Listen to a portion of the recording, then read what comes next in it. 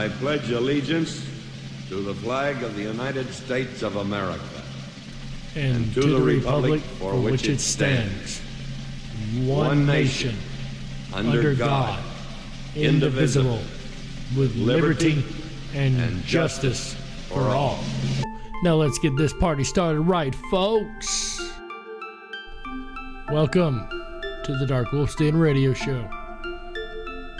Take it, chick.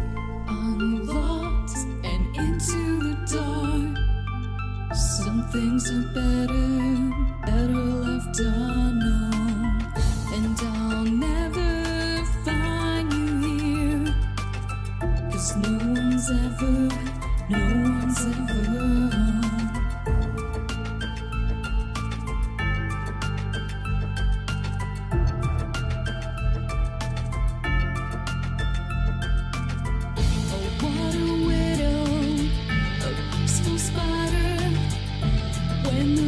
is clean, she's a sneaky hider. Hide the lies and the alibis. What a sinner. Is it in her?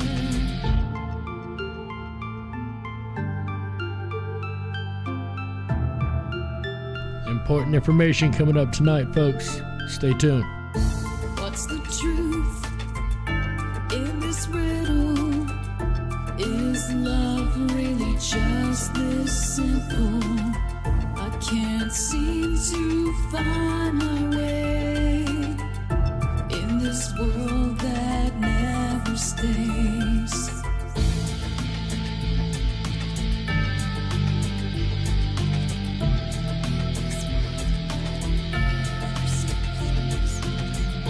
What a widow, a peaceful spider. When the glass is clean, she's a sneaky hider.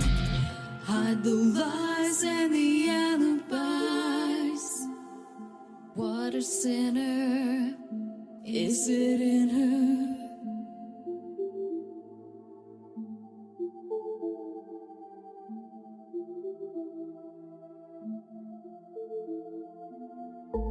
Is this real? Just illusion? I'm lost in the wonderland of confusion.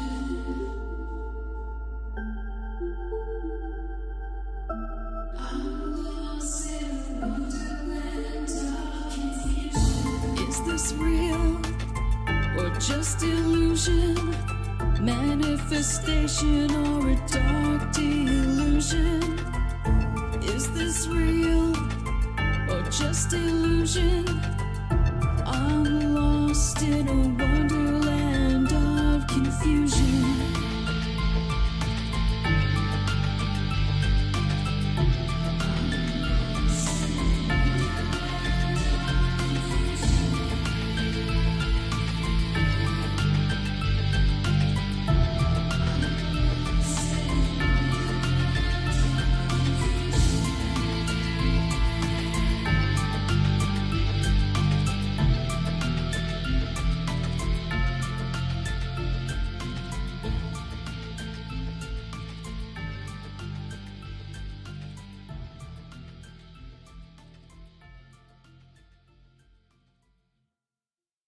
Rippin' Rabbit Hole is a community-driven radio. At times the community comments may reveal prejudices and other beliefs that we or our sponsors do not condone. Views or opinions expressed by the community, callers, or guests, are those of the individual speaking and do not represent the views or opinions of this site. Rippin' Common Sense content is intended for mature audiences only. Enjoy. Coming to you from a secret cave, hidden deep within the wilderness. This is the DarkWolf's Den Show. Now, here is your host, Jerry Hicks. That's right, I am Jerry Hicks, also known as the Dark Wolf, and we are broadcasting live from a secret cave hidden deep within the wilderness of Tennessee. That's right. We're ripping through the electromagnetic suit, We're tearing through the atmosphere, and we're tunneling away into your radio like a quantum particle. This is the Darkwolf's Den Radio Show for Wednesday, August the 3rd, 2022. So whether you're on the edge of a reality, the edge of the galaxy, or the edge of your seat, we're glad you chose us to be right there with you, ladies and gentlemen. Tonight, we are going to be discussing one of the many 10 planks of communism, plank number 2, a progressive or graduated income tax, which you are going to find a little bit alarming by the time we get to the end, I'm sure, as we may be a lot closer on this one than you would have thought. How close are we to communism, folks?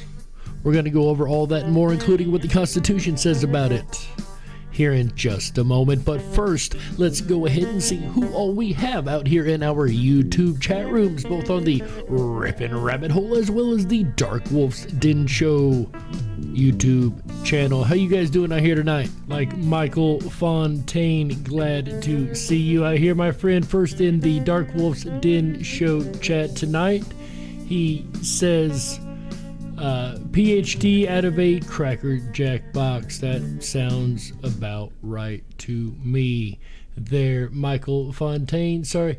He says also, let's go, Brandon. That is not my words. That is Michael Fontaine in the chat, as well as Sandy B says, hey, all U.S. love. Hey, Sandy B, glad to see you over here tonight hanging out, as well as JoJo's. Good to see you, always moderating. Also JoJo's Michael says, I sent you a link on your last video. I have to check that, Michael. I do apologize. It's been a bit hectic around here lately. You guys talking about Judge Judy over here. I don't know about her robe. I do know, and let me go ahead and switch to top or live chat now. I do know that somebody found some evidence the other day, and I was presented evidence where the gavel has come back. So the gavel may not be as gone as it was. Maybe not all the time, but there was at least one or two, I do believe. I think it was one scene that I seen where the gavel was back. So there's something interesting on the Mandela effect. Also love the Mandela effect, if you guys don't know. But this episode is definitely not about Mandela effect. Sandy B also over in the Rippin' Rabbit Hole chat, as well as JoJo's and GPP games people play. By the way, was it last night? Yeah, last night. It was last night. I got to see a very fun and intense Tuesday night videos. Unfortunately, I was not able to participate. I didn't get the code right to enter the room on Kahoot. That was my fault. So by the time I was able to, it was already so far through the game that I decided to just sit back and watch it. Let me tell you, I am going to be honest with you folks. I love the 90s. The 90s is my thing. At least I thought I knew the 90s. Ladies and gentlemen, there were questions in that TNV that even myself, I was a little stumped at what have actually got wrong. And that's exactly what I was about to bring up. Games people play. Thank you for the reminder there, as they are also discussing that over in the Darkwolf's Den Show. The winner of the game is actually not the original person that won. It was originally, I do believe, Tandy that had won the game. However, upon further review and review of the scores, Gracie, ladies and gentlemen, seems to be the winner of the Tuesday night videos. This is coming straight from Games People Play himself, the host of the Tuesday night videos. So I would like to go ahead and congratulate Gracie. Well done on winning that game. For as young as you are, you have really impressed me, especially with your knowledge of the 90s as a person who lived through the 90s. Again, I actually probably would have come in 5th or 6th at least in that game. There were some questions in there that were very stumping, very hard, very well done trivia game. Games people play, and it happens once a month, folks. If you guys would like to be a part of the Tuesday night videos yourself, you can come on and try to win yourself and maybe knock Gracie off the pedestal this time. and I believe she's the two-time winner, by the way. Thank you, Earth Daughter. I appreciate the reminder. The two-time in a row champion of Tuesday night videos. That is following a family line from her grandmother, I believe, was also a two-time champion of Tuesday night videos, maybe even more than that if I'm not mistaken. Earth Daughter, great to see you also, my friend, over in the Rippin' Rabbit Hole chat. But if you would like to be a part of the Tuesday night videos yourself, do make sure that you hop on over to the rippinrabbithole.com, RIPONRABBITHOLE.com. You're also going to want to go over there and click on the top left-hand corner, by the way, and tonight's show will be over there in the chat room, available, a freedom of speech chat room, unlike the other multicast we do here. But do go over and check us out over there, because we will be cutting the feed at 45 minutes after the hour tonight and going only to the Riffin' Rabbit Hole. But of course, you signed up for the Backstage Pass, and you're going to gain access to the 24/7 Backstage Lounge, where the game is exclusively held once a month, the first Tuesday of every month, and it has a different topic. This month, once again, was the 90s. I love the 90s, and I love the 90s too, and I thought I knew the 90s, but wow, he got me. He stumped me on quite a few of those questions, so well done, games people play. It's a fun game, guys. You can interact yourself with all of the Rippin' Rabbits and play along with Kahoot, just like the Beat Eugene shows here, also on the network. So again, great to see everybody out here in chat, and I want to welcome, of course, everybody listening worldwide also. And whether you are listening on YouTube and hanging out in the chat rooms, or worldwide on Rippin' Common Sense Radio Network at the rippinrabbithole.com, or of course on the replay on BitChute or Rumble, we're glad to have every last one of you guys along for the ride. That's right. And before we do take this wild ride, and a wild ride it will be, that I assure you, first, we have two more fun little segments to do, the first of which we call Today in History. Hello, Mother. On this day in 1963, Alan Sherman releases Hello Mudda, Hello Fada. This would go on in 1964 to win a Grammy Award for Best Comedy Performance. And that was released on this day in 1963. And that is today's segment of Today in History. Say what? Our quote of the day today, folks, comes from Murray Rothbard, economist. He says, and I quote, "There can be no such thing as fairness in taxation. Taxation is nothing but organized theft, and the concept of a fair tax is therefore every bit absurd as that of a fair theft." End quote. Once again, ladies and gentlemen, that was Murray Rothbard, and that is today's segment of Say What? And in my opinion, taxation very much is theft, and we will get more into that in the second half of the show as we talk about the Constitution and taxation and the progressive or graduated income tax. But what is a graduated income tax? To put it short and swift, it is the more you make, the more they take income tax, right? So if you make very little, they take very little. If you make a whole lot, they take a whole lot more. A lot of people see this as fair, and there is arguments on both sides how fair that this may or may not be. Karl Marx actually had quite a bit to say about income tax and progressive income tax, as this is plank 2 of the Communist Manifesto. Of course, I would expect nothing less than Marx to have a few things to say. Here is a couple quotes straight from Karl Marx himself. Quote, "Taxes are the life source of the bureaucracy, the army, the priests, and the court. In short, of the entire apparatus of the executive power. Strong governments and heavy taxes are identical. By its very nature, small holding property forms a basis for an all-powerful and numberless bureaucracy. It creates a uniform level of personal and economic relationships over the whole extent of the country.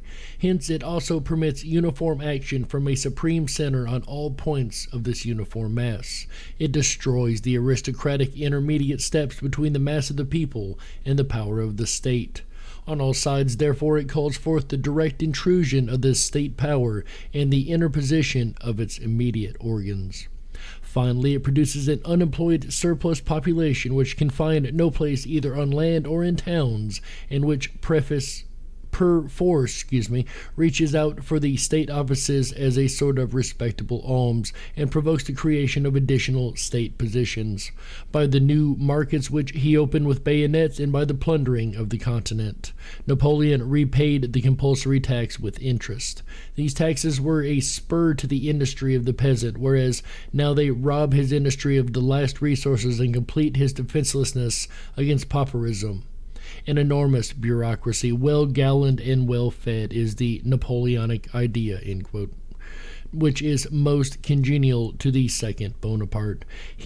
How could it be otherwise, considering that alongside the actual classes of society, he is forced to create an artificial caste for which the maintenance of the regime becomes a bread and butter question? Hence, one of his first financial operations was the raising of office salaries to their old level and creation of new sinecures. So he's speaking of Napoleon in this particular section, but he still is speaking of the taxation on the lower classes from the bourgeoisie, who are living the more prime time life, the more fancy way of things, right? Without the taxpayer feeling it immediately, but they necessitate as a consequence increased taxes. Of course, we know that the more they want to spend, the more we're going to pay for it in the end. That is why it is so dangerous the way the government spends money at times, and it seems so very out of control, because they are only going to tax us to get that money back. They are using our tax monies to do whatever they want to begin with, right? Again, in my opinion, taxation is theft. We will again get to that here shortly. But Marx calls for a graduated or progressive income tax to take place.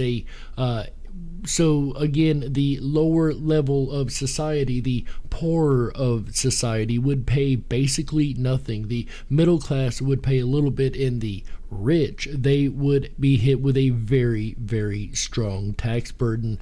And of course, that actually sounds good on paper to me, right? The rich should pay their fair share. But should everybody pay the same share, or should the rich have to pay more than the poor, right? One would assume that the rich would have to pay more than the poor. That would only make sense, even at a percentage-based tax rate. But taxing the poor or the rich more than the poor may actually be a little disproportionate, as it comes with a couple negative effects. And that is one reason why Marx was such a fan of this, because what he wanted to do was literally redistribute the wealth among everybody. So in this utopian idea of Marxism, everyone is on equal footing, right? The rich aren't existent, and the proletariat aren't existent. Everybody is equal in common. You all make the same amount. You all have the same everything, right?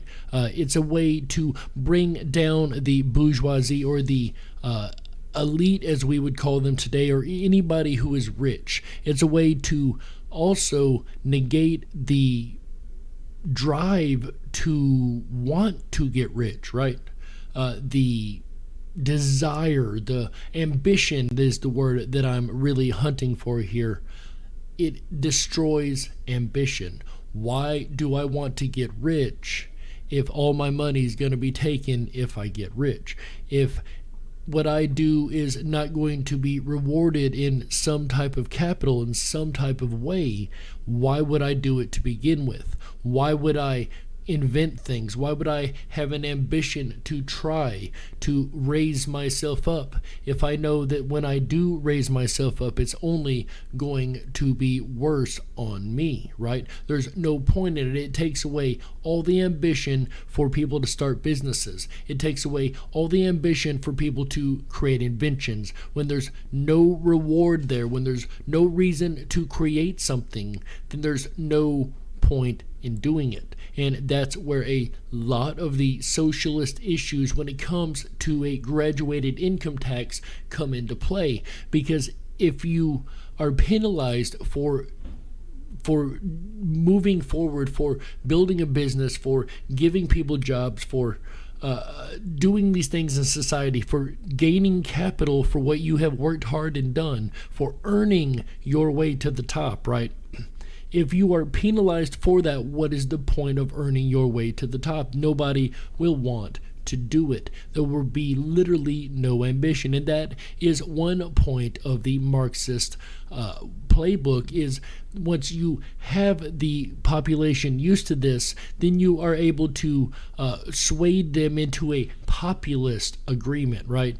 They will accept the populist ideas more so than they would have before. A rule of mob law, like we are trying to avoid here in this country, of course, as we see things starting to play themselves out in a way that is clearly headed down the Marxist road, right? It's following the top 10 planks, or the 10 planks, I should say, of the communist agenda.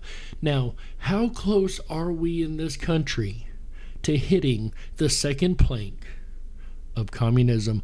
You actually might be extremely surprised by the answer to that question. But before we do get to that answer, of course, I would like to read something out of capitalism.org. It's basically a better way of stating what I've been trying to say here. The so-called graduated or progressive income tax is a violation of the principles of justice, as it punishes those who are successful at creating wealth. The advocates of a graduated income tax, progressive taxation, are calling for justice. What they're asking for is not equal treatment under the law, however, for all individuals, races, genders, or incomes. What they're asking for is unequal treatment before the law. They demand the state to violate the inalienable, there's a word that I wish I had pronounced correctly, violate the inalienable rights of some individuals, to discriminate against them because they're rich. What are so-called progressives' meaning of fairness? It's a form of injustice known as egalitarianism. They're asking for what's called social justice. We've heard this word thrown around more so than not, right? Justice based on the moral principles underlying socialism. Another word for socialism, by the way, ladies and gentlemen, is communism. That's right. According to egalitarians, it is unfair that some people are more wealthy than others.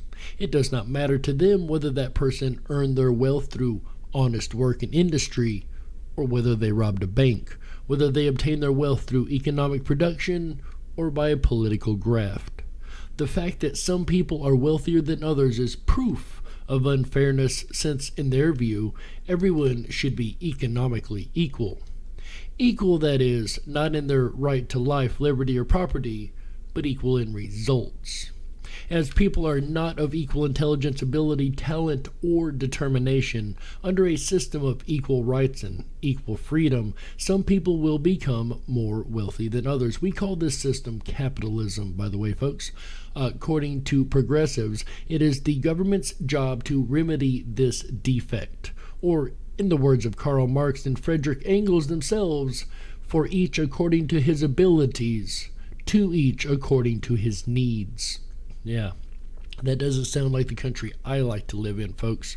In practice, this means in today's, quote, mixed economy, end quote, a progressive government's job is to, quote, redistribute the wealth, end quote, of those with the ability to those who can garner enough votes. Sound familiar? A progressive tax is nothing more than Jim Crow reasoning applied to wealth creation. It discriminates and punishes an individual by treating people differently, not based on the color of their skin, race, or religion, or whether or not they follow certain ridiculous rules of society, but based on how much they make. It is thus a clear violation of their property rights, or, in the words of the American founding father, John Adams, it must be remembered that rich people are as well as the poor, that they have right as well as others, that they have a clear and as sacred a right of their large property as others have to theirs which is smaller, that oppression to them is as possible as wicked to others. So it shouldn't matter whether you are rich or poor, you should be treated equally under the law. Of course, the graduated income tax, the progressive income tax, does not do that. Most Americans accept the idea if two men commit a crime, they should receive the same punishment for the same crime. Equal treatment under the law for criminal offenses is considered just.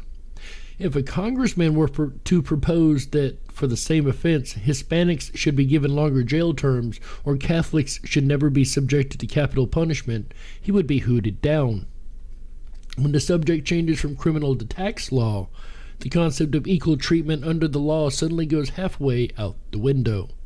Halfway, because there would be no support for taxing some groups differently. Higher rates for certain religious groups, racial groups, or genders. Such unequal treatment is still viewed as wrong. However, equal treatment does go out the window when one group is mentioned: the rich. And I think we can all agree with that statement. The graduated tax is in fact an envy tax, not motivated by love for the poor, but for hatred of those who are not. Or, in philosopher Ayn Rand's words, by the way, Ayn Rand is one of the favorites of Soros and Hillary Clinton, just so you guys know. Hatred of the good for being the good. Oh, and Obama's too, I think, is a big fan of him. Anyway, hatred of the good for being the good. If progressives were truly concerned with the poor, they would cry out for more freedom. Instead, what they have created is a spoils system where pressure groups battle politically to decide what to do with other people's money. A proportionate tax would be much better than a discriminatory graduated tax in this country. And again, in my opinion, taxation is theft anyway, so no tax would be better. However, that is actually written into the Constitution, ladies and gentlemen. Once again, we'll get to all that in the second half and what the Constitution has to say about a graduated income tax. That might actually be one of the most scary parts of the entire show. And as we go through the 10 planks of communism, folks, I want you to consider how close we are in this country to becoming a communist welfare state, right? How close are we to losing our Constitution, to not being the free state that we have always thought ourselves to be, right? How close is that line? And speaking of close to the line, folks, we are coming close to the line of the bottom of the hour, so I want to make sure that I remind you to go on over to the rippinrabbithole.com. That is RIPON,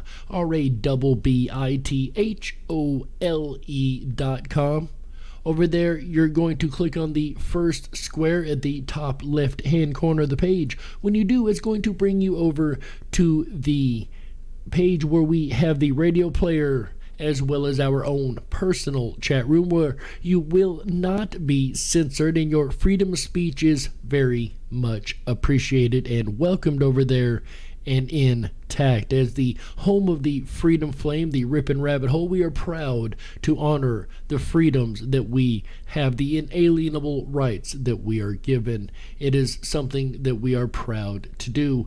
And what we are going to do at the 45-minute mark of this show, once again, ladies and gentlemen, is we will be cutting over to the Rippin' Rabbit Hole only, and only be interacting with those on the chat over there. So if you want to continue to listen along and interact with us, I would definitely suggest going over to the ripinrabbithole.com, as YouTube will go silent at the 45-minute mark. So again, ripinrabbithole.com, ripinrabbithole.com. I hope to see you all over there, as I don't want you guys to miss a minute of this incredibly important episode, folks. And I cannot wait to get to the second half, as we will be discussing, coming up in just a couple minutes, the American view on graduated income tax and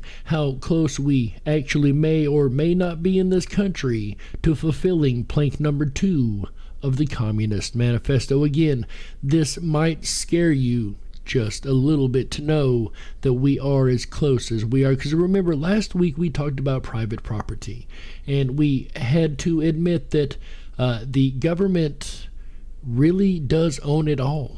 We don't really have private property in this country. Thanks to eminent domain, they can come and take your property. They can come and take the shirt off your back as long as they pay you a fair market value. That, ladies and gentlemen, is actually written into our Constitution, ladies and gentlemen. That is one of those many scary moments when you realize just how close we may be, folks. That music means that we've got to go ahead and take a network break right here. So my name is Jerry Hicks, also known as the Dark Wolf, and you're listening to the Darkwolf's Den Radio Show, Freedom Flame Series, plank number 2 of the Communist Manifesto, a graduated or progressive income tax. We'll be right back with the second half of the Darkwolf's Den Radio Show, Freedom Flame Series, after these messages. Stick around. Don't touch that dial. That's right. We gotta stoke the fires and run off the men in black. Don't touch that dial. We'll be right back.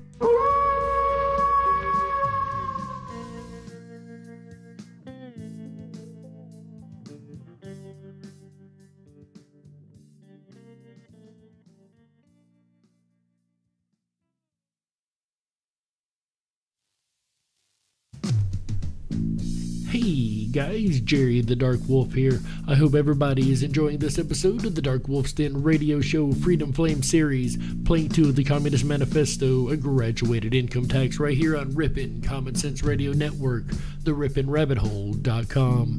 Do make sure you stay tuned to the Ripin Rabbit Hole all weekend long, as we have a very, very interesting lineup this weekend. Tomorrow, Thursday, August the 4th, 2022, 7 p.m. Pacific, 10/9 Central, I will be back on the airwaves once again with an all-new episode of the Darkwolf's Den Radio Show, as we cover plank number 3 of the Communist Manifesto, the abolition of inheritance. That's right, folks.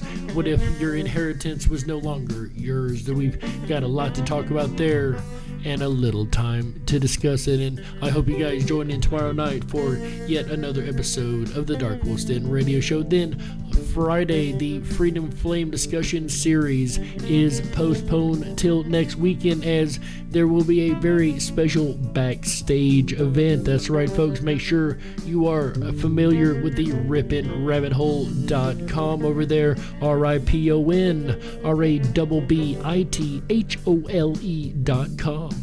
Go over there and sign up for your free Always Will Be Backstage Pass. We do not share, sell, or give away your information. It is completely secure, and you will be able to join us in the Backstage 24/7 Lounge for a very special episode this Friday.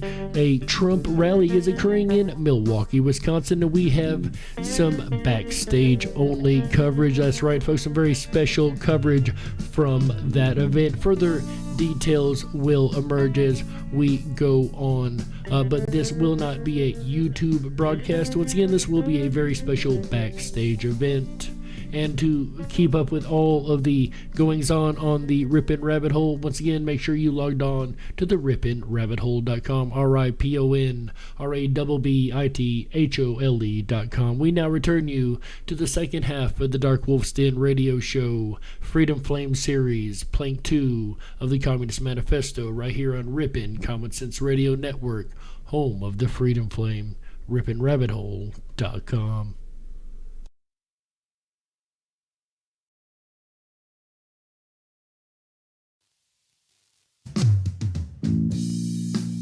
If you were meant to be controlled, you would have come with a remote, but you didn't. And that's why you listen to the Darkwolf's Den Show. Now, here is your host, Jerry Hicks. That's right, I am Jerry Hicks, also known as the Dark Wolf, and welcome back to the second half of the Darkwolf's Den Radio Show Freedom Flame series, Communist Manifesto Plank 2, the graduated income tax. So whether you're on the edge of a reality, the edge of the galaxy, or the edge of your seat, we're glad you chose us to be right there with you. Folks, if you are just joining in the first half, we covered the entire Marxist view, in quotes from Karl Marx himself, about the graduated income tax. And in the second half, we're going to find out about the constitutional income tax in this country, the 16th Amendment, which actually creates the graduated income tax in America. That's right, folks. The graduated income tax that Karl Marx was such a fan of exists in this country. And of course, I don't think anybody is surprised to hear that, as the more you make, the more they take. Everybody should pay their fair share, as it's quite often said, right? Eat the rich, I think, is what was on the dress of AOC that one time. Eat the rich. I don't know about all that, but that sounds a little cannibalistic, a little weird. Maybe I'm taking it out of context. I'm not sure. However, what I will not take out of context is the Constitution of the United States of America. Specifically, tonight we are discussing the 16th Amendment in relation to the graduated income tax. And how did the 16th Amendment come about? That was an oops moment, if ever there was in politics, folks.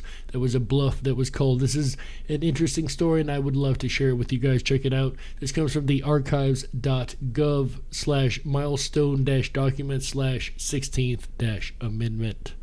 Far-reaching in its social as well as its economic impact, the income tax amendment became part of the Constitution by a curious series of events, culminating in a bit of political maneuvering that went awry.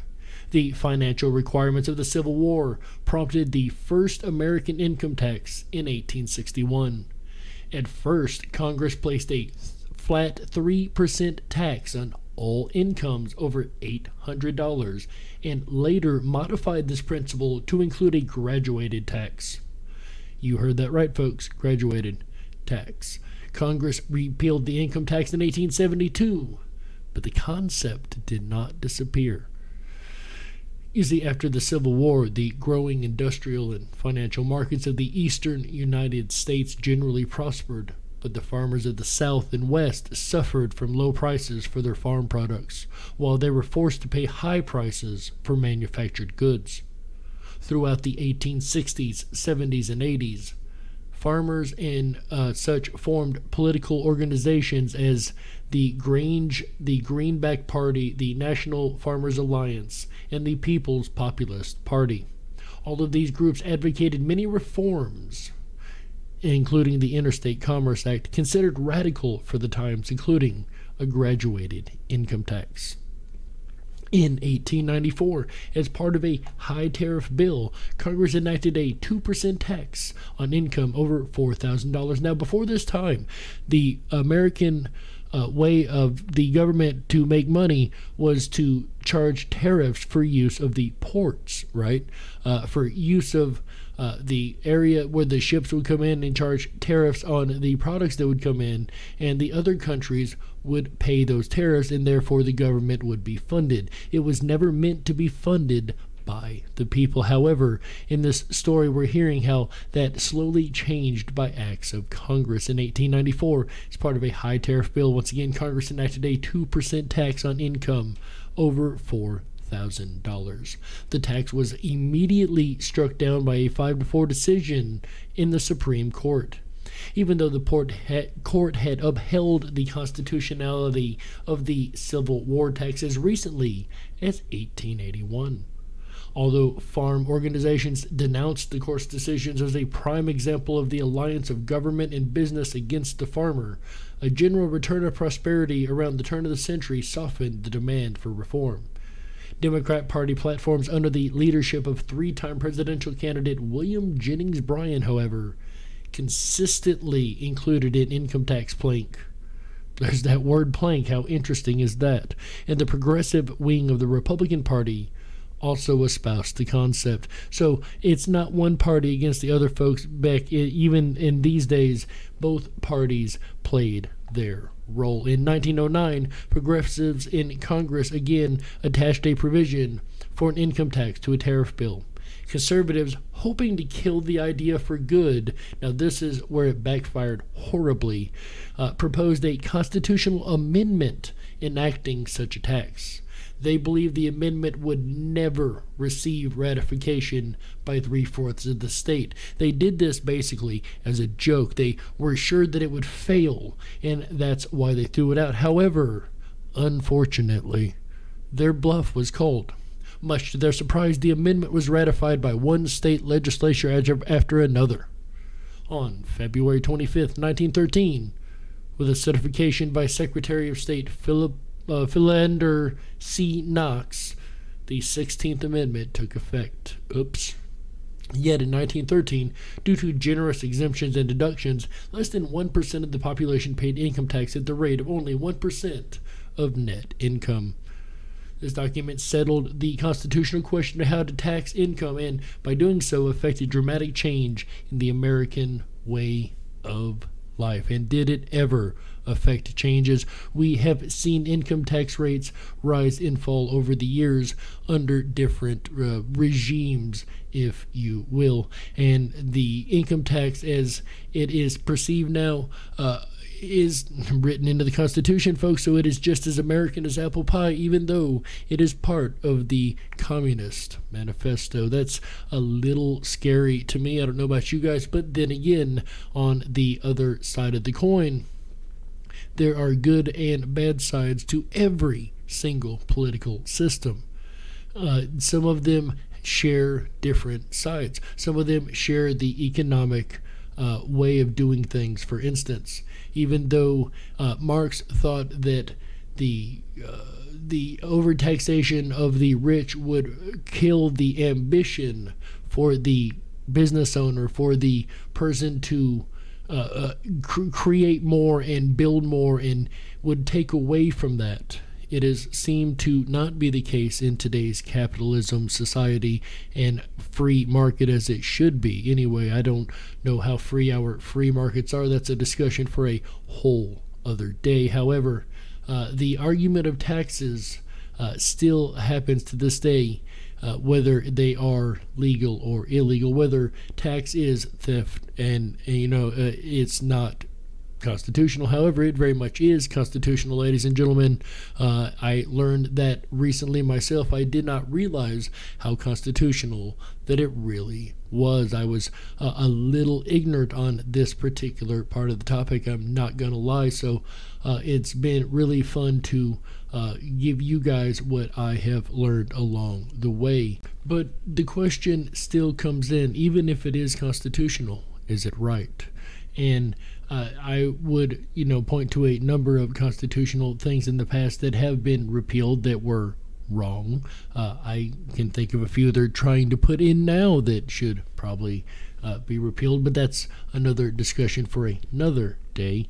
That said, I would also like to present to you guys the libertarian point of view, because we look at the left and right, the Democrat and the Republican, but we rarely look at other points of view. And the libertarian Judge Napolitano speaks a large volume to the idea of taxation. Is taxation theft? Even if it is constitutional, is it theft for the government to come take your money and use it as they see appropriately? The other question comes is whether or not they use it appropriately, but again, another discussion another time. Before we go, I would like to play a small segment from Judge Napolitano. This is an interview from a channel on YouTube called Reason TV. So where does taxation fit into that? So the income tax as opposed to excise taxes, because the federal government, before we had a personal income tax, most of their money came from tariffs and excise taxes. Are those moral and income tax immoral, or are both moral? Or you're home at night and someone knocks on the door and you answer the door and there's a guy with a gun and the guy says, "Give me your money, I want to give it away in your name." Was this guy crazy? You call the police, you find out he's an IRS agent. So that's what taxation is. It is the government extracting money from you against your will to give it away in your name. I'll say this plainly, I've said it before. Taxation is theft. It presumes that the government has a higher claim on our property than we do. When the government imposed excise taxes, that was a user fee. You want to use the government's port. The government owns the water and owns the earth. It shouldn't, but it does. You have to pay for that right. So before the war between the states, the central government existed by user fees. It existed by selling government land. Government still owns, 88% of Nevada. That's a lot of land. And it also existed by imposing burdens on the states, financial burdens, for the services the central government performed. That's the way it was intended to be. After the 16th and 17th Amendments, the Senate is no longer representative of the states, and the feds can take a portion of your income tax. The feds take whatever they want. If those two amendments alone were to be repealed, the government would go back to the confines of the Constitution almost overnight. So what are your thoughts, ladies and gentlemen listening along? I would love to know, and if you want to speak freely and openly about your thoughts, we are going to cut the YouTube feed in less than a minute here, so make sure that you have hopped on over to the ripinrabbithole.com, RIPONRABBITHOLE.com. Over there, you're going to click on the first banner at the top left-hand corner. It's going to be tonight's show banner. It's going to take you to a new page. You can hit the play button on the radio player, continue to listen along over there, and chat freely and openly, unlike you can do on the surrogate platform that we also broadcast on, multicast on, of course. So we are going to cut that broadcast in 3, 2, 1.